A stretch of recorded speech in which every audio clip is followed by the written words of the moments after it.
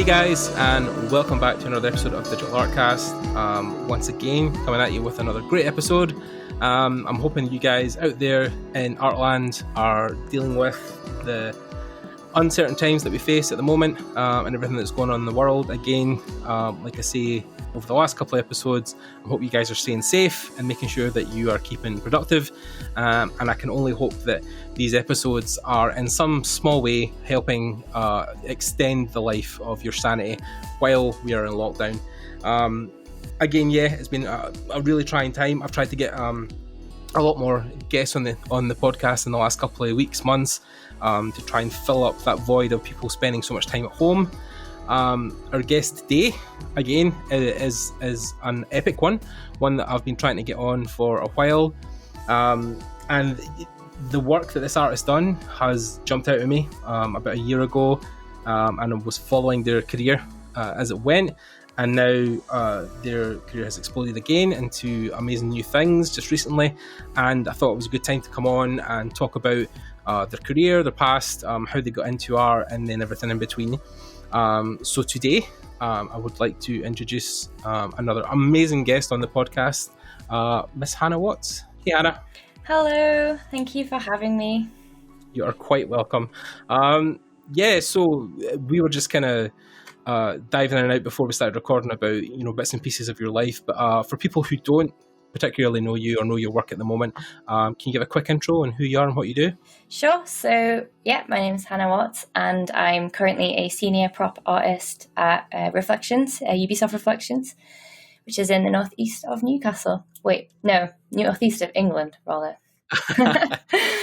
Roughly, probably the people always get mixed up when I tell them from Scotland where that is. So it's always an interesting thing trying to describe the UK to some people. But Ubisoft is a good studio. And then again, because I haven't kind of said it officially, but congratulations on your latest advancement in the industry. That was a big step that you took recently. So I hope that's been exciting and different, and it's been, educating you and filling you with. I say that again. We talked about that beforehand with the whole lockdown situation, but again, it's still a great accolade in your career, regardless. But I hope it's been exciting anyway. It's been wonderful. It's kind of been everything I hoped. Obviously, the lockdown situation, I'm sure, is strange for everyone. But I can only speak highly of Ubisoft's onboarding.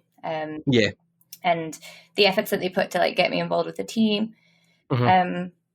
Obviously, working from home sometimes has its ups and downs. You are kind of in the same room. But for the most part, it's been pretty good. Yeah, awesome. And then, of course, looking back in your career and your past, I noticed that there was, I say something that ties us together, but mostly just the fact that you studied in Dundee, right, in Scotland. So I did, the other northeast, yeah. Yes, the other northeast, yes. The place even we avoid. No, I'm only joking. Dundee, Aberdeen itself has borne a legacy of game developers up and down Scotland. Of course, if people don't know, it's where a lot of the guys who are now kind of big guys in Rockstar North originated, and then DMA was formed up there, and just a whole history of games development in Scotland exists up in Dundee. And was that a conscious effort to study because you knew about its past, or was that because at the time where you're from in Newcastle there wasn't as much games development courses there?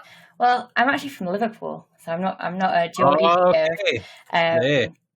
But I actually didn't know where Dundee was. I just picked it because it was a skill set accredited course. I don't know if skill set still exists, but it basically meant that there was a board of advisors that would kind of certify games courses in the UK. And I think that at the time, this was 2010, there was only, I think, 5 in the UK. So I know Bournemouth was one, Teesside was the other, which I was obviously in near Newcastle. And then Dundee, I remember. So I just kind of put them all on my applications, and my parents wanted to murder me because they had to drive. I didn't know where Dundee was. I was just like, yeah, whatever, let's go there. My parents are not too happy about having to drive 6 hours on their weekend. Wow. But it's funny because to go to Dundee, it's in in the nicest way possible, quite an unassuming place. It's quite small for a city. It's very pretty though, beautiful architecture. I thought anyway. Yeah. But you wouldn't look at it and think like, you know, tech or games powerhouse. You know, you'd think that like Silicon Valley or maybe like Manchester. But it's like quite a little hidden gem. Yeah, I think if you don't know the history I talked about with DMA and Rockstar, like you would not really like draw yourself to it, because I think since then there hasn't been, you know, I mean, there's been people who've left there and had successful careers, of course, but at the same time, you know, it's probably not one of the better known universities in the UK when it comes to game development. Like, I mean, I know there's a ton down south, even in London. Like, is it Escape? I think now that's running down there. Where Escape, it's like I think De Montfort has quite a good rep. Bournemouth has kind of stayed with a good rep, as has Teesside. So I mean, there's multiple down in England, but I think Scotland lacks any major players up in that scale anyway. I think Glasgow in itself is kind of Glasgow Caledonia is slightly building, but then Dundee, I think, it's the sleeping giant up in Scotland that, not like I said, you wouldn't think to look at it how tech heavy the university is in Dundee, but it is extremely, I think, well equipped for what they do. So, were you? Was it specifically 3D you went to study there? Actually, no. I wanted to be an animator. So okay, yeah. Well, actually, originally I was going to go and do medicine. Oh God, okay. It was because I was in that, like, you know, that gifted and talented cohort thing that the schools had. I don't know. Again, I don't know if they still have it. Right. But it was very much expected that anyone that was in that would, you know, go and do one of the sciences. It would obviously look good on the school to have those kind of university rates.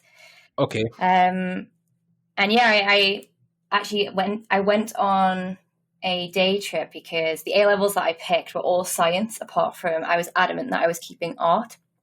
Right. And it's a good thing I did, because I actually went on an art day trip, and there was it was like a University of Lancashire, and it was to look at ceramics or something, and there was a sign that said game design workshop. And I, at the time, was a massive Guild Wars player. In fact, I'd actually got in trouble with my attendance at school because I was playing too much Guild Wars. Nice.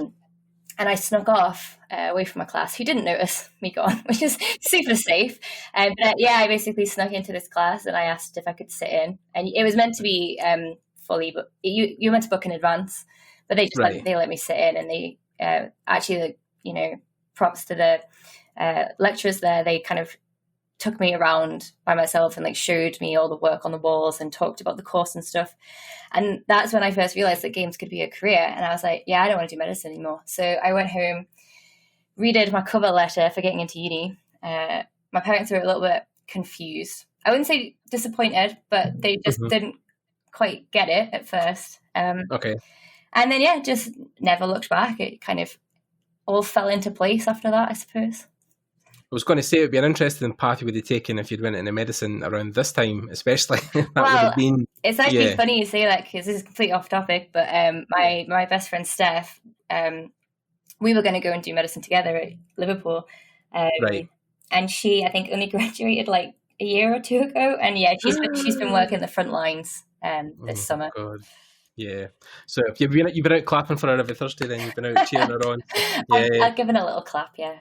Yeah, of course. No, like a large percentage of my family are nurses, so it's also a wary time for a lot of people. Either that, or like my mum also was a carer as well. Luckily, she retired just over a year ago, so probably, I mean, exactly what, you know, she probably should have done, but then at the same time, it was very close to what was happening. So yeah, a lot of people I know are in medical fields or in care, so it's been an interesting time. Also, my partner's mum is a carer and her brother is a doctor. So, oh wow, really surrounded by medics then. Yeah, indeed. Well, they're over in Holland, because she's from Netherlands. So yeah, they're across there. But then the whole world's been feeling it. But yeah, it's been a scary time. Anyway, so you done the whole extensive day trip. You were kind of applying. You wanted to do it. So where, I suppose, was the switch during that time, you know, because you were doing animation or you had your hat set in it, that you then switched to 3D, or did that happen post-university?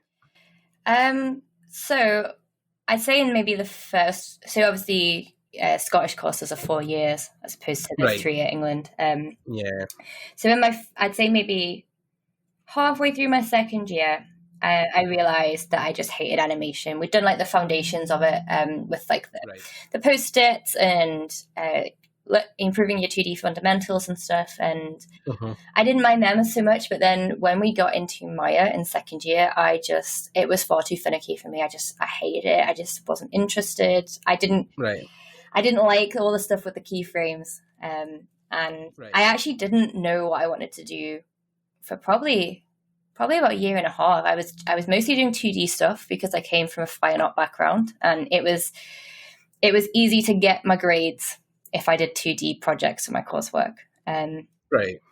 And then it was actually in my final year that after doing Dare to be Digital, so I met a bunch of students from Teesside Uni who were doing a 3D game, and I was like amazed that they could do like these 3D assets as quick as they could, because we hadn't had much 3D instruction, and the stuff that we had done was like in Maya, and it was meant to be like it was like offline rendering, and it didn't really go into much detail. So I'd say I pretty much had no 3D education up to that point, and I was just amazed how quickly they were making assets for like the Dare to be Digital runs for 6 weeks, make a game in that amount of time, and I asked one of them for instruction, basically, and he taught me quite a lot of stuff, like a lot of basics about 3ds Max.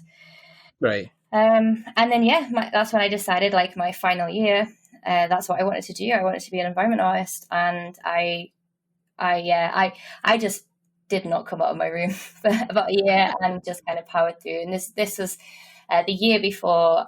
I think it was the year that Unreal Engine had come out, or it was just before. So it was kind of at the end of UDK's life cycle. Right. Okay. So that was a fun engine to tackle with. Yeah. So I mean, like, because I think that's one of the bigger points when it comes to environment art and people getting into that industry is that they always feel that I think it's the same in any industry or any discipline, but they feel like there's so much to learn. There's like, you've got your modeling software, you've got texturing, you've got real-time stuff to think about game engines. So how do you feel like you prep for that, or how did you break that down? Did you focus on maybe just one skill set specifically at a time and then just build on top of that? I'm trying to remember. It's like I'm thinking like, did you do more like just pure modeling first and then you eventually So I could already model all right. Right. Obviously, looking back, like compared to now, it wasn't all right, but I could model-ish. It was the making of normal maps, because at uni we'd only been taught bump maps, so learning about like specular. Obviously, this was like again just like a year before PBR kind of came out, so it was like learning about normal maps and specular and emissive maps just like blew my mind. So then with that, I kind of plugged in the painting that I'd been doing for the last couple of years. So my final year project was very stylized. The technical stuff that I didn't get it at first. And I'd say for even a couple of years after uni, I really struggled with knowing where to look as well. And I struggled to teach myself as well. I think as I've got older, it gets easier and you've got more of a collective knowledge. It does get easier to teach yourself the more technical side of things. I guess I was just fortunate that I had more of like a creative and art background, so I could kind of fudge my way towards something that, the stylization of it can distract from the technical shortcomings in some ways. Yeah. I mean, I feel like that's something that I've been going through recently where, I've definitely I graduated in 2018, and that was like a highlight because I was one of the few people in my family to go to university. So that in Excel was like a great success for me. And then, of course, the podcast was doing well. But then with art, it's always been a thing where I'm a very kinesthetic learner, where I tend to generally learn by doing or watching people doing and then replicating. But then I think a lot of this industry and so much of it initially is you have to learn by yourself. You have to be self-motivating. You have to be somebody who wants to develop those skills outside of a studio before you go into that. So I think that's been one of my biggest struggles, and I'm actually glad you talked about it, where you had this time where you were a bit lost, or you were struggling a little bit to teach yourself certain things? Because I think that's maybe one point that people don't talk enough about, when like it is very hard, it is very difficult. People almost, I think there was some lectures especially that came to my university at the time towards my third year where they were talking about like, oh, you know, it's relatively easy to get in the industry, you just have to work hard, you just have to do, you know, but I was almost wanting them to say like, well, it isn't easy, like it is very hard, it's very difficult, it's going to be, you know, your motivation will be low, you're really going to struggle to get up sometimes and teach yourself stuff, but you've got to do it. So I think it's a point you bring up that I think would resonate more with my listeners, especially because I know a lot of them also struggle with self-motivation. Was it something where, I don't know what to say it in a way that, you know, you just had to get it done, but was that the case that you just thought like, I need to just force myself to learn? It is now. I'd say that I still have a little bit of like a hangover in my personality or psyche or whatever you want to call it from that time. I do have a natural reversion to look, like if I'm looking at like a really long tutorial that's, you know, that's purely technical or, you know, a breakdown, I can, my knee-jerk reaction is to be a bit like, I can't do it instantly. And I think that does come from maybe like being a bit like that in my formative years. And I've got to that point now as I've got older where I can push that voice like down, like to the back of my head and just be like, just do it. Just get to your PC and at least open the program and then see where you go. And that's actually, I've been doing that more in lockdown. So there was, I don't know if you saw, like I was experimenting with Marvelous Designer towards the start of lockdown. And that was something that I've never done a huge amount of cloths in before. I've used like a little bit of 3ds Max's tools, but they're not amazing. And I've obviously seen all these artists do all these like fancy garments, and you know that is in some ways its primary usage.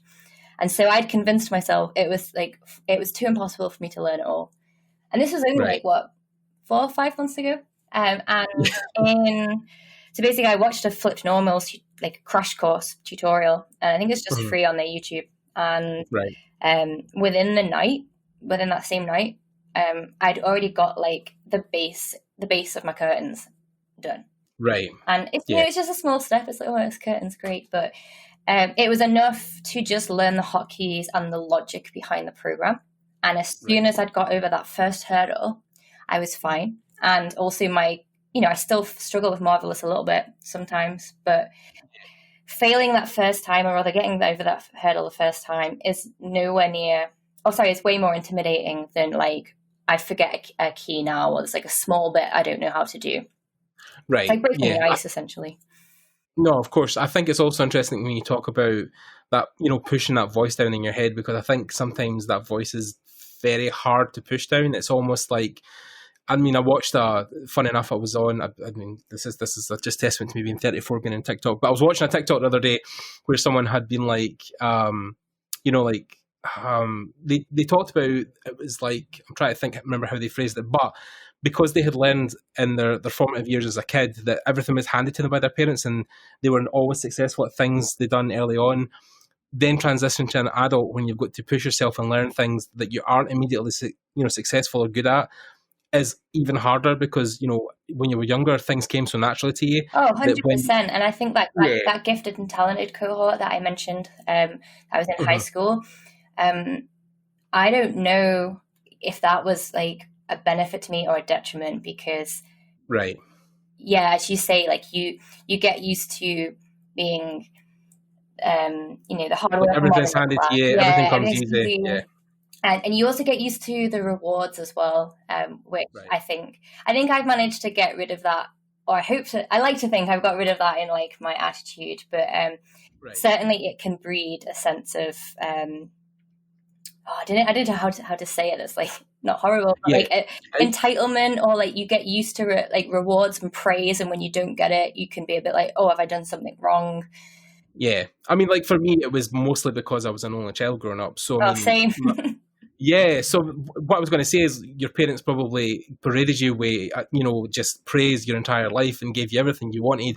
And then, I mean, that was definitely the case for me. And I feel like that is almost like there's a whole cartoon about it where it's like these parents, like, painting these walls and putting these pretty pictures all over and like surrounding their kid with these walls. And then outside of it's like all this darkness and scariness. And it's like parents who do that, although they're doing it because they love you, of course, and they want to provide everything for you, they're almost setting up this fake world so that when you exist in the real world, you almost like don't function properly because you're not used to like, oh, I can't just get a job because I want it, or people aren't just being nice to me because I'm me, I exist, yeah.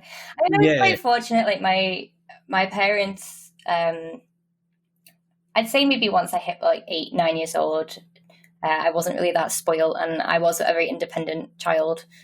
Right. They certainly did like reward me if I did well in school. Yeah. And it was usually monetary. Like if I got an A, I'd get like 50 quid. And I'd always spend it on a gaming PC, always. That's why I still can't drive. But yeah, no, I totally agree that there's hard lessons that have to be learned, and like I'm still learning them now. Like there's still things in the last like few years. I've been like rejected for things, or maybe like my art hasn't been as good as I wanted it to be, and I've been dealt like some quite harsh feedback, and it sucks, and you never do quite get used to it. And I think there are still times when me personally, like it stings and gets beneath the skin a bit, and that's when you have to kind of take yourself away and rationalize it, take yourself out of the emotional situation, and then come back later. But yeah, I wouldn't be, I'm no psychologist, but I wouldn't be surprised if like an upbringing maybe like ours makes you have knee-jerk reactions like that a little bit more. Yeah, I think it's the personal attack of like, because you're not instantly good at something, you're like, oh well, but I was always used to be good at this thing, or like I could pick up these skills really easily when I was younger, but now I can't. So, but then is that something that stayed with you even in like your first job? Like when you went to 4J, for example, like were you still like very fresh in the mind of when you got feedback, you were like almost recoiling in horror because something wasn't good enough, or were you doing well where you were quite like you were separating that personal feedback like it was just professional stuff? I mean, for your first job, especially straight out of university, it must have been intimidating, right? It actually, I felt like I thrived in that position. Okay. Which I didn't expect because pixel art was never something that I'd like aimed for. There was the first project that we ever did. I was partnered with a lady called Rebecca, and we had to build the kelpies in Minecraft by hand. So we didn't have like any voxel software or anything that would generate it for us. We had to like build it as if we were playing the game. You know the kelpies in Scotland, right? The two horses' heads. I think they're in I live in Falkirk, so okay. They're on my doorstep. I just wanted to check. But yeah, so that was when we first started doing them.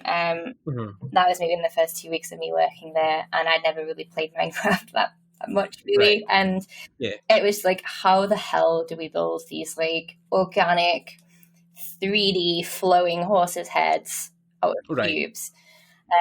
And yeah, so I'd say that was a real like. It was tough to not be getting the results that we wanted for probably about 2 or 3 weeks. But I wouldn't say that's like really representative of a normal game art pipeline. That was probably just more like an onboarding task. But the job itself, I never really felt I got harsh criticism. It's probably been in the years since that I've had shock to the system. But then was that something that maybe you countered maybe more going into Coatsink, because then that was like more traditional pipeline or more traditional game development? Yeah, so I had to learn a lot about Unity as well. I never used Unity, their main engine. So there was a lot of learning, and I'd been quite humbled, I guess, because I'd actually done a job for about 10 months prior that I hated. It wasn't in games. It was, I was working for a web dev agency, Right. And I'd gone in as QA, and it was purely to like pay the bills while I was working on my portfolio. I'd actually just moved to Newcastle from Dundee, and they sent me to work at I won't say which one, but a government body as a Scala programmer. It's like I can't. So not only can I not like program in Scala, but I can't program at all. So I left that and thankfully got a job in Coatsink. Right. So I was quite like, I went in quite humbled, I think, because I'd been so utterly miserable put in this job that, you know, I was actually sat there like literally not doing work all day because I wasn't a programmer. Like I didn't even know what I was meant to be doing. Right. So I think I went into that job just like so happy to be there and just teach me everything. Like no sense of ego, just wanted to sit and do 3D. And then I think that started to change as I think I became because I'm quite opinionated and there's probably many words to describe me, but I think I kind of pushed my way up and I managed to get to like a senior position in probably about 18 months. And that I think that's when more challenges. When you've got more responsibility, that's when the challenges kind of show themselves. And then more so as I then progressed to lead. And actually the step from senior to lead was probably one of the biggest ones, and the ones where you do face harsh criticism and you face consequences for actions that you'd kind of been protected from as like a junior or a senior. Right, yeah, because there's more expected of you at that level. Yeah, and you are responsible for the decisions that you make about the project and about the pipeline and about the people on your team. And and when I say people have negative connotations with the word consequences. Consequences can be good as well. I just mean like you just have to take ownership of the things you decide, no matter how they turn out, and that's a scary thing. So. Yeah, well, I think indeed it's. I mean, you talk about the whole like you're opinionated is like it's almost a negative thing, but I think it's one of these things where you have to have a voice in this industry. I think the more you have the voice, then the more people will probably not only listen to you, but will probably want to give you opportunities that are outside of your normal bearings. So, like you said, you probably made that transition up to a lead position quite quickly because you were very talkative about your ideas and things you want to do within the company, and maybe not specifically about changing the brands or changing the direction of the game, but then you were very maybe vocal about ideas you had for it. So, I mean, that is something I think that is almost, you can't teach that, right? That's something you're just born with where, I'm like a chatty Cathy. Like I can just literally talk the back legs off a horse. I sometimes can never shut up. But then it's gave me benefits to my career, whereas in the fact that like I've been able to talk with a lot of the bigger artists because like I don't give a shit to an extent. I will just message anybody and be like, do you want to come on my podcast? Do you want to be my friend on Facebook? That's not something that's ever stopped me. It's almost always just resulted in me being in a positive situation, especially with the podcast. But then I know there is a balancing act of it when you're in a studio as well, because you can annoy people, and piss them off, but at the same time you don't want to be sat in a corner like a shadow where like nobody knows who you are, right? Yeah, and it's that fine line between being visible but not not being obnoxious and being like too involved in everything. I think for me the biggest thing I had to learn to manage, which I don't know if I've really talked about publicly before, but is my temper. I'm a natural redhead and a Scouser, so it flares up now and again. But like certainly when I was younger, probably early 20s, if things, obviously like game dev never goes to plan, and there are sometimes decisions made by other people that you're just like, why? And I think early on in my career, if I felt like myself or the art team was being impacted by decisions I probably wouldn't have chosen, I would make sure that they knew, which wasn't always the best. It's not always advisable. When I was leaving, actually my leaving card had a lot of like, we'll miss your grumpy face, we'll miss you mouthing off. So like, oh, wonderful, what an impression I've made. But I think that's something, going back to balancing acts, that's something I've personally wrestled with is when I do really strongly believe in something, or I'm affronted by something, or and this kind of cropped up as when I had a team to manage as well. You know, I wanted to protect them. I did always have this like internal wrestling of like, okay, I'm still in a professional workplace. I can't go nuclear here. So yeah. I'll let it count to 10, I'd imagine. Yeah, maybe we'll go and get another coffee. Stuff outside. Yeah. Oh no, well, coffee makes you worse. Jesus, caffeine. No, I think it is. It's definitely a thing where, like you said, especially as a lead, right? And you're talking about a team where you want to have abilities to get your voice across, because if people are being mistreated or ignored, or like you have opinions that are valid but people aren't just paying attention, you need that part of your brain that can switch on and be like, well, hold on a second, I'm getting a raw deal here, I really need to speak up and say something. But at the same time, like you say, not to a point where you're going to walk up to somebody who's like 3 levels above you and try to tell them what their job is. That's counterproductive to your career, the team, and the whole company, to be fair. You don't want to get anyone's back up. And again, that's still something I think I'll always be learning how to navigate, is how to approach. Because obviously in a creative industry, like, it's everyone's baby and everyone has a vision in their head that, you know, probably doesn't. If you put everyone's vision, if you plucked it out of their head and put them all in a row, like, they'll be like Chinese whispers, probably entirely different. So you have to learn how to, just be incredibly diplomatic and not hurt anyone's feelings. Which is, I think it also comes with age as well, because you're probably, I would imagine, a lot younger than me. I mean, I'm in my 30s now, but I definitely know that in my 20s, I was a completely different person. Like, the way I approached situations or the way I thought about things was just like night and day to compare to like how I'd approach things now, being 34. So, but then I've had an entirely different career beforehand, and I've switched careers. So like, my journey's a wee bit different. But then I think when you were coming straight from university and working in jobs early on as well, it's probably just been a thing where you've just had to learn on the job. You've had to learn as you went.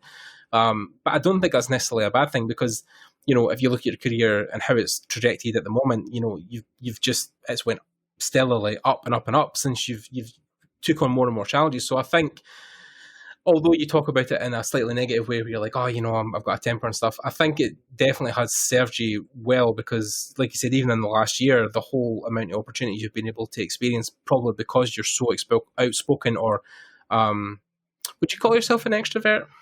No, actually, I definitely say introvert. Interesting, yeah. I'm very on my own terms when I want to see people. I'd love going to the pub and seeing people and socialising, but if someone was to turn up to my house, I'd be like, why are you here? Yeah, especially because you're usually getting your pages or something. You're like, oh god, no. But like it's the same with me, where I definitely enjoy my own space. I enjoy working by myself at some points, but I do need people around me to function. Like, I think it is just almost an inherent part of being human at this point, where like you just can't exist in a bubble and a vacuum on your own forever. Like, you will just go stir crazy. But I do know that, like, I think in a sense I'm more 50-50, where I can have my own time, but at the same time, if I need to be around people, I can function as well. I can't, you know, I'm not going to like cripple and crumble into a pile because I have to go and talk to somebody. Like, it can be done. I can force myself to have an interaction. But I think that's also partly what I've seen in this industry since I've joined as well, is that there is, you know, twice as many introverts as there is extroverts. And I think almost people who are outspoken, or people who have a louder voice in the industry, are more a rarity than most other industries, if you know what I mean. Like, when I was an engineer, like, everybody in my team, everybody who was part of our crew, like, you would hear them before you saw them. Like, that's the kind of people I worked with. Whereas, like, people in this industry, do you feel like it's the opposite, or? Yeah, actually, I think, I mean, I can obviously only speak about studios I've worked in and people I've been around, but yeah, I'd say overall there's normally like a handful of extroverts, or maybe they're like extrovert introverts. I wouldn't say there's many, you know, people that you can tell just like love being around people, like, and that's where their like energy and entertainment comes from. And I certainly don't think like my friendship groups within games, I think most people are kind of, at least the ones I'm friends with, are quite similar to me, like their space, like their quietness. Yeah, like their time away from other. But then when they've got to interact with people, they can hold a conversation. They can talk quite extensively about things when they need to. So, yeah, I do feel like it's again, a balancing act. But then, so during your time at Coatsink, you've obviously took on a lot of work initially because, I mean, you're always taking on more work. Like you said, you're always trying to wade out your comfort zone into something a bit more exciting and a bit more dangerous. Where then did that whole boost in like personal work and then course, making courses for Flip Normals, like, like the last 12 months, was this something that like, did opportunities just keep getting thrown towards you, or were you actively seeking those out, or? So, yeah, I don't really know. Like, it kind of did just happen. So I guess I could trace it back to when at Coatsink, because a lot of the games that we did were they were for like mobile VR, so really low like geometry and texture budgets, and quite quick turnarounds, maybe like a year and a half on projects. So the art team started doing these, I think, was it weekly or I think it was monthly. Yeah, it was monthly themes where it was like, because we had weekly art meetings where we would just kind of sit and chat about art or whatever, like didn't even have to be related to work. And we would set these like monthly themes. And so I started using mine to just kind of dig more into PBR. And it was never intended that I, specialize in props. I just started doing little vignettes and little studies, which then became me doing props. And then I started the Unreal scene that I've kind of been in and out of for maybe like 2 years now, which was the Till. And that was actually, when I put that on ArtStation, it was like quite well received. And that really took me by surprise because I just hadn't anticipated, people being excited about a Till. But then actually, I think it was quite nice actually. Like I was in Portugal with loads of friends from Coatsink. We'd just been in Portugal maybe 12 hours. And I just woken up. It's hot, 35 degrees. Someone's making a sangria, and I had an email from Dekogon, basically asking if I wanted to work with them. Okay. So actually, I think that was actually maybe just after the coffee machine, or I was just making the coffee machine. But yeah, then after that, it was. It's kind of been like a little bit like one after another. I'm not a full-time freelancer, so I don't actively look for freelance, but just people have got in touch if they've, got a project that they think I'd be suited for. So it's nice. I think it's also one of these things where it's the Rolling Stone effect where, as you start to gain momentum, as you post more things, just everything keeps piling on. People keep sending emails. You do work for them, then that comes out. Then again, it gathers a bit more momentum, and then Flip Normals gets in touch, and then that gathers momentum again. Like it just, it's a snowball effect is what I'm trying to say. The whole thing of like just getting bigger and bigger. But then, was that something that moving towards your career now in Reflections, was that something that you have took a little less involvement in, or do you feel that you're still as busy even though you're still working full time? Or my personal work has taken like a little bit of a hit, but it's more because I think lockdown and a new job that, as you say, I'm learning so much. I'm only 3 months in, constantly learning, and I constantly feel challenged, and it's like such a big studio that I'm constantly in like touch with people and like talking about things. So it's a lot to take in such a short space of time. So I've had like, there are some nights where I clock up and like, actually, I don't want to set up this PC, because obviously I'm using my personal PC to work from home as well. So I would be at the same place. But also I've kind of just discovered a bit of a joy for other things. Like my life had been purely 3D and art. So, because even before Dekogon, I'd taken on like some small commissions for like logo designs, and I'd done some like branding for some companies, which is a side I don't really talk about. It's not like my main discipline. But yeah, my life had just been pure work, and obviously I was a lead at Coatsink at this point, but it had been pure work for about 18 months. I'd even like stopped doing like my aerial sports as much, and the plan actually was, after leaving Coatsink, I had a month off. I was like going to do all these things that weren't 3D, but yeah. So like now lockdown hit, it's kind of evenings I've been like baking cake. I've been doing all the stereotypical things like baking cakes, and I've planted far too many tomatoes than I knew what to do with, and just like things that I didn't think I'd have an interest in. It's kind of Right. given me that side of my life back a little bit more. Yeah. For Well, I now. mean, because I think with me, especially initially with my career, I think the problem was I wanted to do everything. Like I think a lot of people do now is that there's so many careers now are open to people. The fact that Unreal's now free, the fact that most learning software is free, Blender's free. There's so much free stuff out there that you can almost train yourself to do anything at this point. Like if you picked a career, there's not as many barriers in the way of people as there was previously. So I think for me, especially coming from initially, I wanted to be more 2D, so I wanted to do concept.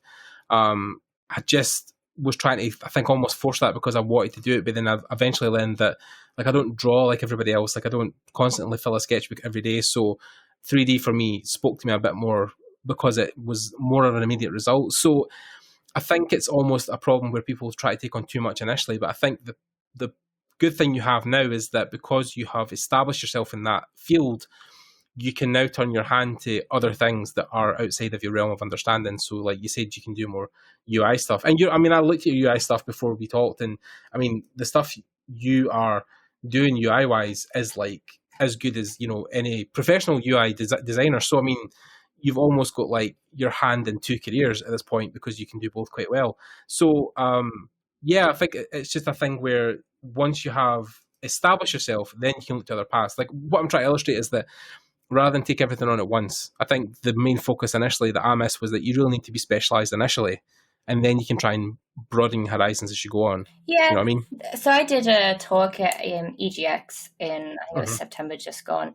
And the whole talk was basically about this, how it's a little bit converse to what you were saying, but I was saying that, you can, a lot of people that go to uni or college or even are self-taught have they've got their heart set on these like huge companies like Blizzard, EA, Ubisoft, etc. And that can be quite hard to get into straight out of uni if you haven't specialized. Right. And so I just basically talked about my career path, how I'd gone into indie studios and small studios as a 3D artist, but more of a generalist, or took on generalist roles while I was there. And obviously how my career has it hasn't deviated too much, but it could have. I was doing the UI while at Coatsink. I could have decided, like, actually, no, this is what I want to do, and then specialized further into UI. Right. But yeah, so I'm agreeing with you in the sense that, yeah, you can change careers whenever you want, or you can diverge very slightly whenever you want. You don't even have to work in games the rest of your life. Like I was thinking, I was talking to a friend, we were on a walk, and I was like, obviously a lot of people kind of leave games eventually when they get older, because obviously you can't do like the long crunch and burn in the midnight oil, when you're in your 40s and 50s anymore. It's not viable. And I was saying, like, I wouldn't be surprised if, as I approach that age bracket, if I, started to look into stuff like product design or advertising, using 3D, like the hyper real stuff that you see used with like cosmetics and makeup and stuff. And yeah, I think it's just like being open to those opportunities. Like, not everything is games, and there's so much, or films really. Like, I think they're the two that everyone thinks of, but there's so much outside of that. There's like, VR used for like training the military, or in IKEA, or used on oil rigs. You've got museums and heritage trust organizations that make use of 3D now, to archive things. Right. Got product visualization. There's the more like artsy side of it. Like, you can be a digital artist in the most traditional sense, as in like you rent gallery spaces and you have exhibits of 3D inspired art or whatever. So there's so many paths from the medium that I definitely I wouldn't restrict yourself to just be like, I'm going to work at this 4 companies and that's it. Yeah, I think it's because people used to have jobs that were for life, right? Back in the old days, when people were like, I'm going to go work down a mine shaft until I die, that was like your whole set path. But now, because the world is so interconnected and so joined and so educated, people can like work in an industry for 10 years and be like, cool, I've had enough of that, let's do something else. So like, I mean, I've done it. I was an engineer from 18 to 18 to 28 for 10 years of my life. I worked fixing telephones and data switches, but then I was like, I don't want to do this anymore. I mean, that was also combined with the fact that I fucking hated the people I worked with in my job, but also I just wanted to change and I wanted to better myself and like go to uni and do the things I wish I had done. And then I did it. And then great, the thing's hanging on my wall and I'm working here now. But then, yeah, like you said, 10 years from now, where do you go? And I think it was more evident when you see a lot of what I call the old guard. So people who were game developers in the 90s, like the original people who founded Rockstar and DMA, or, like that whole, I don't know if you watched the recent documentary about Creative Assembly that NoClip done. It was really well done, actually, because Creative Assembly is probably one of the biggest, games developers in the country especially, but they done a whole documentary about like their former CEO and what he's done now and how he like basically left. He sold the company and he lives in Italy, basically, I think, as far as I know, enjoying the sunshine. But that would be my dream, actually. Live in the Mediterranean. Love it. Yeah, well, he was. They were looking at the view, and I'll send you the link later. It's a really good video to watch. But he was looking at the view, and he was like, "Oh yeah, thanks to Sega for this because they must have purchased the company off him for millions." But he talks about extensively about Tim. He talks about how for 18 years of his life that was his whole life, and he talks about especially because at the level he was at, he basically neglected his wife and kids. He had no life outside his work. When he left, he just, like, for almost a year, didn't know what to do with himself. He was constantly checking his email and nobody was getting in touch. He had nothing to do day to day. So I think for a lot of these companies, when they were originally founded, because it was like the early days of Silicon Valley, people identified their entire personality with this company and this whole way of life. But then I think, like you said, you have to understand sometimes as an artist, even at the highest level, there's a life outside of your work. You are now you are at the tippity top of game development and one of the biggest studios on the planet. So, but then again, you go home, you bake cakes, you take walks, you draw UIs for other projects. So I think it's being able to say to yourself that it's great that you put this effort into this one part of your life, but it doesn't have to be everything you do, right? It doesn't have to be your whole life. Oh, totally. Yeah, because, it's a funny one because I absolutely love my job. But then there are times where I have to be like, what is a job for? Is it what you were put on this planet for? Or is it to pay the bills? Yeah, right, yeah. Well, again, I think that's like the old saying that somebody had put in some Facebook cartoon or something, but it was like, you weren't meant to pay taxes and die. That wasn't your intention. Well, that was a very brutalist way. Yeah, but very true. Like it is. I mean, people, I think, lose sight of that. And I know, coming from a family where I've had, a dad who was a workaholic most of his life, and I never got to see him because of that, it is something, me and Jan talked about this in an interview as well, where Jan was like, now taking a very conscious decision that he wants to separate his work and life because, he wants to see his kids, he wants to have a family, and he doesn't want to be absent from that.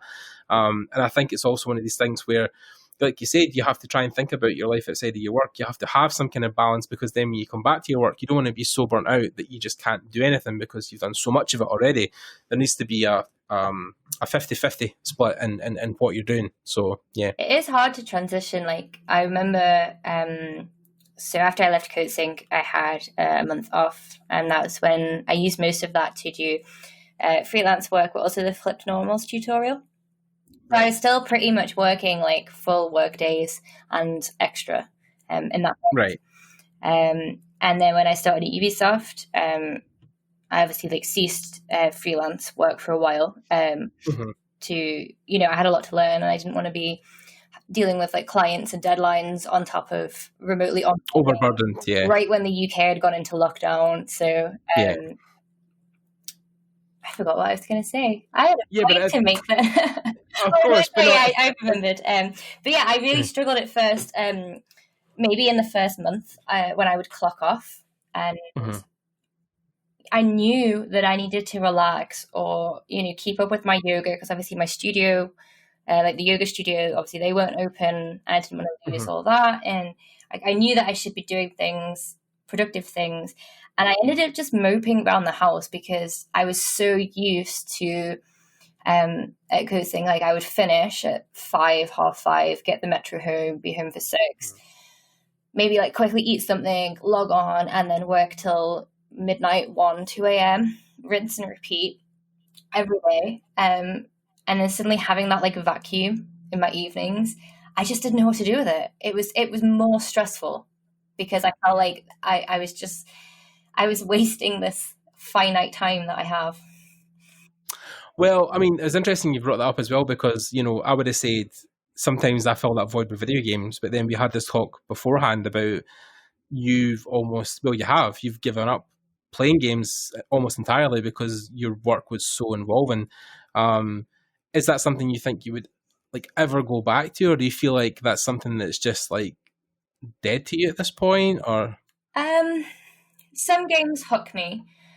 So I got LA Noire on my Switch. So okay, yeah, Animal Crossing. Yeah, I have been on Animal Crossing. That's been more like, it's been a bit like a phone game though, isn't it? Like you kind of check it in the morning and that's that.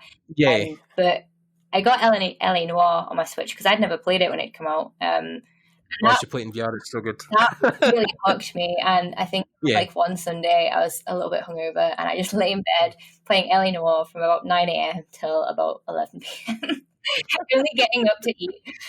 Honestly, I was like, I should do this in my late 20s. What am I doing? Yeah. But see, there are games that sometimes still hook me, like Persona 5. I love. Oh, I need to play that one. I play it so bad. But yeah, when I hear people talk about game announcements, there isn't that part of me anymore that's like super, super excited, and I do miss it. But that's what I'm saying. I will make this disclaimer. Like any game I'm working on, I will always treasure. Like I think working on a game is very different to playing it. Yeah, like I even if it's a game like I wouldn't necessarily play, I still like 100% take ownership of it, and it becomes precious to me in a different way than, you know, Guild Wars was precious to me when I was a teenager.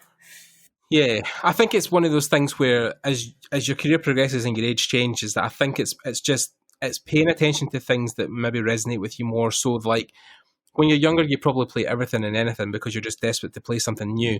But then when you get older, I think there's certain things that you find are more unique to your personality, or things that like you pick up that you're interested in. I mean, I haven't really enjoyed the game for a while either. Like it's been, I think the last thing that really gripped me was Breath of the Wild, because I'm a huge Zelda nerd and have been since I was 5. I was like, the first ever game I played when I was 5 years old was Legend of Zelda.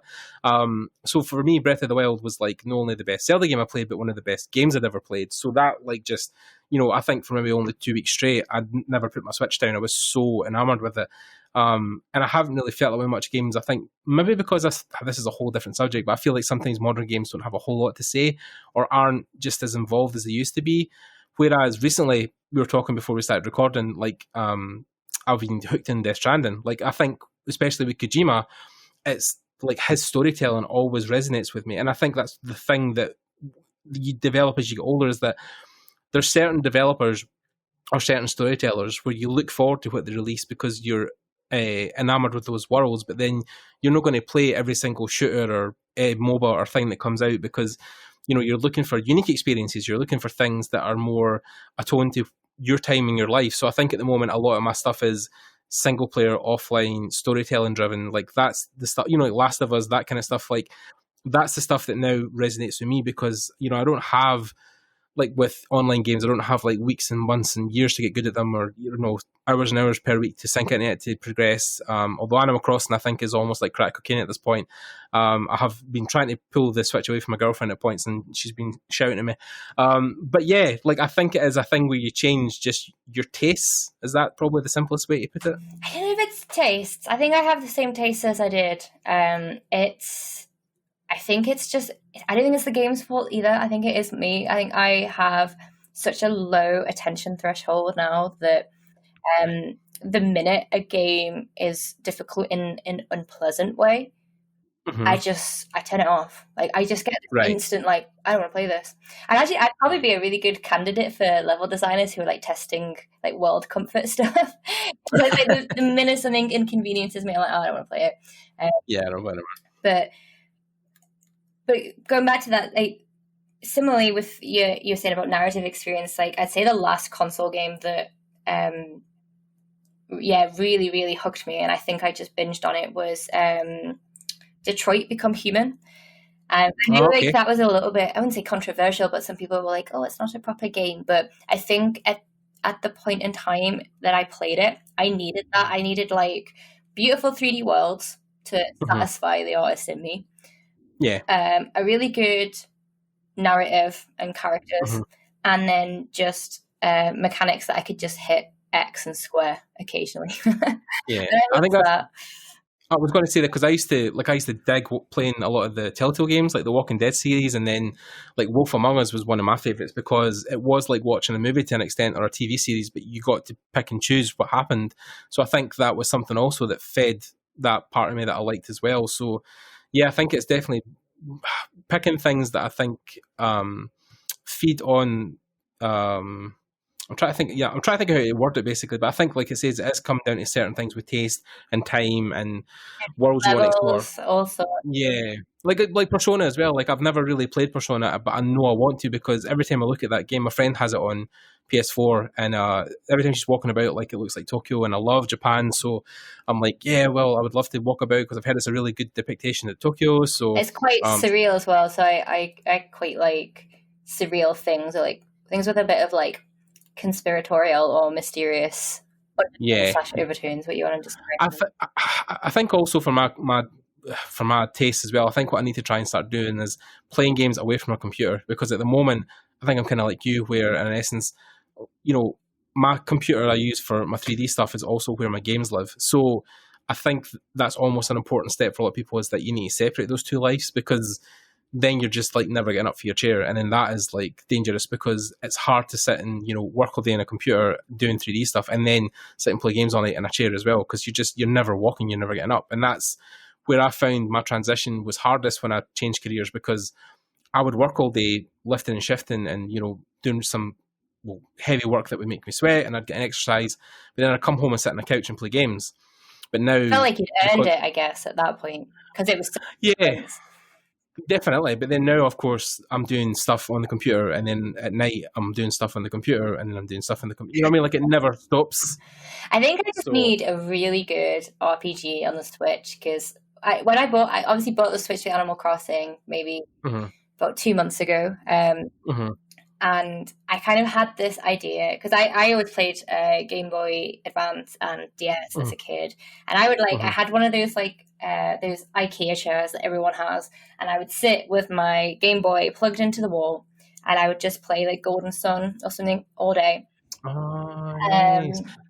I was looking throughout the Nintendo Switch store for an RPG. Like none of them seemed like they'd scratched that itch. But I think if I found something that was a proper like old school JRPG, then maybe I can go back to like gaming in an evening again. I mean, there's like, this is where I'm a nerd for this, because I grew up playing RPGs like Final Fantasy and stuff, but there's a handful, I would say, on the Switch are really good, especially for Animal Crossing. I would say Stardew Valley is a really good one to get into, because so many people have recommended it to me, and I just well, I mean, you're maintaining a farm and stuff. Like it's quite relaxing in itself. It's like Animal Crossing; you just do a little bit every day.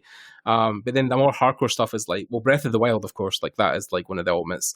Octopath Traveler, Xenoblade Chronicles, Pokemon. Xenoblade, I was thinking about, because I think that seems to be the closest to what I'm looking for. But yeah, I mean, well, there's that, and then there's like Pokemon, Dragon Quest, and Fire Emblem, and then Paper Mario just came out. So like, there's a couple ones within that you probably could dive into. I mean, Paper Mario's getting really good reviews, and I know that is a really good, like, fun, almost cute look, because it's the Origami King, so it's all about paper folding. So it might appeal to your craft side as well. So I don't do crafts. I do not crafts. Everyone laughs at me because I'm like, for an artist, I am the least dexterous person in the world.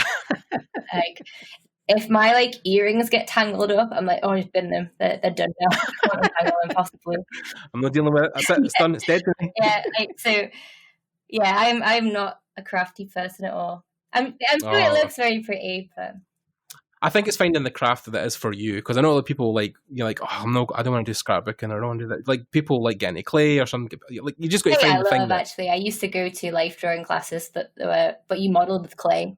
So life modelling classes, I suppose. I think that's also important. I think is that, I mean, I read one of Brené Brown's books, and it was like eye opening to me. She's such an incredible psychologist, but like she talked about the essence of play, and for most adults, what play actually needs to be is something that has no achievable results. So like, if you model with clay, you're not modeling to learn something to become an industry artist. You're just doing it because it's for fun. I think that's like, I see a lot of discourse on Twitter about this, like our generation and probably the generation beneath us, we've been taught that like everything we do needs to be like monetized or, you know, bring us some sort of financial benefit. Nothing for like fun anymore. And when I used to do, so obviously like my art obviously is incentivized, monetized. But when I used to do like my aerial training, like aerial yoga and pole and hoop and stuff, that very much started as something fun. Now, this is completely unrelated to art, but it started as something fun and to like keep fit. And then after maybe like 2-3 years of doing it, obviously I'd got to a level that was pretty advanced. Right. I was quite strong, and you know I was doing a lot of flips and tricks, and I started to feel a lot of pressure from the people around me. And I don't think they didn't mean it as a bad thing, but I think it was quite harmful. Like looking back, I think it was quite harmful to like my mental health. There was a lot of pressure to perform and, you know, compete as well. And the competitions are probably quite similar to any dance competitions. They are brutal. Like you have to, like gymnastics, you have to train, you have to break yourself, you have to and diet and exercise, exercise, and then spend like £200 on a really glittery costume. God, and for a while I could kind of deflect it and be like, no, I'm just here because I like being like strong and flexible, and you know I'm here because it's not art. And then you know I could only really keep that up for so long, and then I think I did end up like competing. I didn't do like any nationwide competitions. Just like little local ones, and I enjoy them. But then there was like more pressure, and then there was like a lot of people in my studio that was doing the competitions, and it was always like, oh well, why aren't you doing it, Hannah? And then I started to believe that, you know, I wasn't. I've got all this like I wouldn't say talent is the wrong word, but like I've trained for all these years, and you know maybe I am in the wrong because I'm not competing with all these people. Like maybe there's something wrong with me and I'm wasting it. And it's a horrible like mindset to be in, and I think it is quite endemic to like our generation. So just not have that sense of play, or for people to not see the value in it as much. Yeah, I think it was interesting with me as well, where especially younger, I was now like my weight is ridiculous. I hate looking in the mirror, but when I was younger, like my early 20s, like I was very physically fit, and it was mostly because I'd done martial arts like extensively throughout my young career. And then when I got into my early 20s, I found Muay Thai. So I was doing Thai kickboxing. And at the initial phase, the first 3 years when I was training, I really loved it because the guy who trained us was a cop, and he was like basically just training. He almost treated it like a keep fit class with fighting. But then as soon as he left, because he just didn't have the time to do it anymore, the guy who took over was basically, he started to train people to fight. And I was like, I don't want to compete. I don't want to go in and beat the shit out of people. That's not what I'm here for. I want to keep fit. I want to learn a little bit of self-defense. That's it. I don't want to do anything. And then, but he was like, oh no, you'll be expected to compete at one point if you want to get. I was like, oh no, that was, you know, like say that's when the fun starts to just like get sucked from the whole thing, because you're like, I don't want to. Other people's expectations. Yeah, basically, because he was like, oh, well, you know, you're at this certain level now. Like, I had, like, the rope on my arm that was a certain colour. And he was like, yeah, you know, you'll be expected, especially now because you're, like, a senior after 3 years. Yeah, you should be competing. You should be going to local fights and stuff. I was like, I don't want... And even that, especially with, like, Muay Thai, like, I'm such a pacifist at times. I don't want to fight people. I was like... Even, like, at most times I'll avoid a fight at all costs out in the street, but, like, I don't want to walk into a ring purposely to go knock the shit out of something. That's not what I want to do. So he was like, oh, yeah, well, you know, this class is... And then he had, at one point, he had people kicking, like, little, like, walls to train their shins. And I was like, at that point, I was like, I'm so that sounds like it would absolutely ruin your joints. I mean, I'm not a physiotherapist or whatever, but I mean, like, there's ways you can build up to it. So a lot of those guys, basically, when they kick with their shins, are like deadly weapons. But if that's not your MO, then like, yeah, you're just not going to enjoy it, because it's so much training. It's like going from like a fun pastime activity to like killing people, and I just didn't want to take that leap.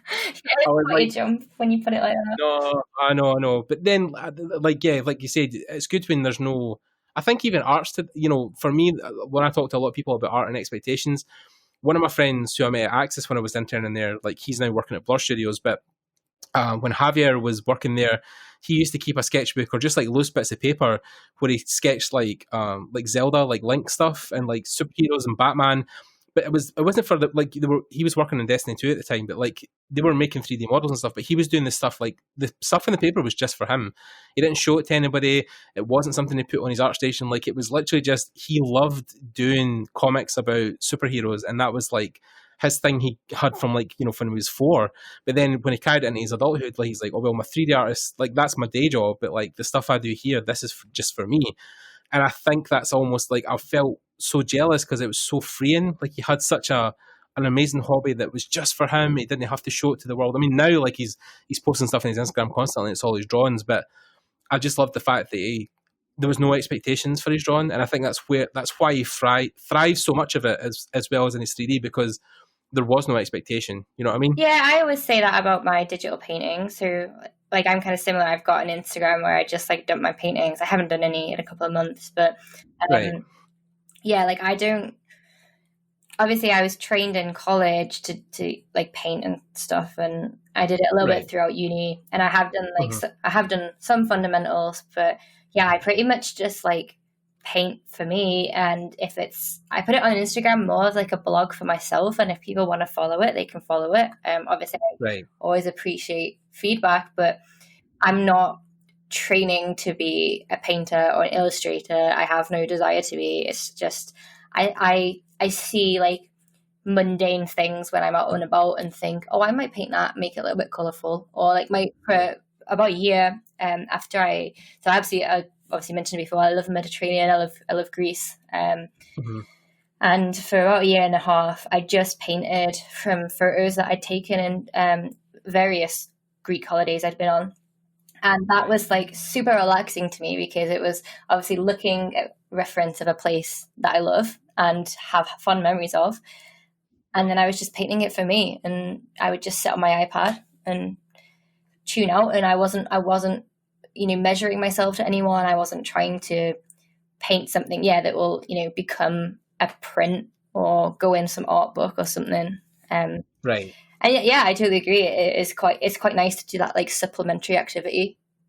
Yeah, definitely. I feel like it's one of these things where the more people have these expectations of you, then the more pressure's put on, then the less you want to do things. Like it almost, like you say, it ruins it, where, you know, especially if I think when people like seek out questions and answers really early on, it's almost like a detriment to them. You know, when like, if you're just starting in 3D art and you're constantly, you know, speaking to people like, what should I be doing? You know, like if you ask like 3-4 people in the industry, everyone's going to give you a different answer.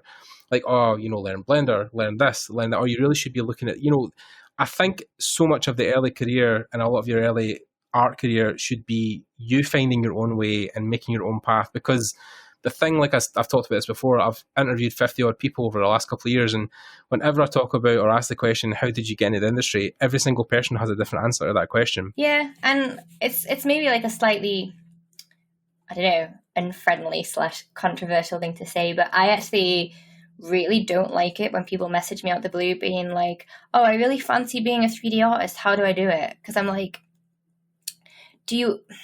it's such a really open-ended question, and I'm really busy. Yes. How can I answer that in one paragraph? Exactly. But also, you know, do you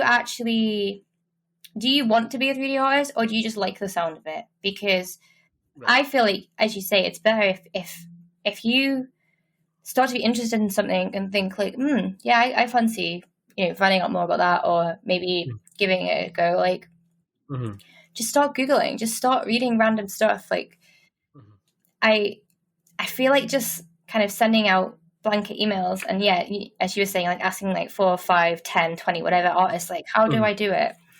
It doesn't teach you to teach yourself, and you're going to get different answers, and they might conflict, and they might end up just like confusing you more, because people are, you know, going to mention all this different, obviously 3D artists have different software, so you're going to get all these things said to you. And I think it sounds like I'm being super negative. Like, I'm not saying don't ask for guidance, You're being honest. Yeah.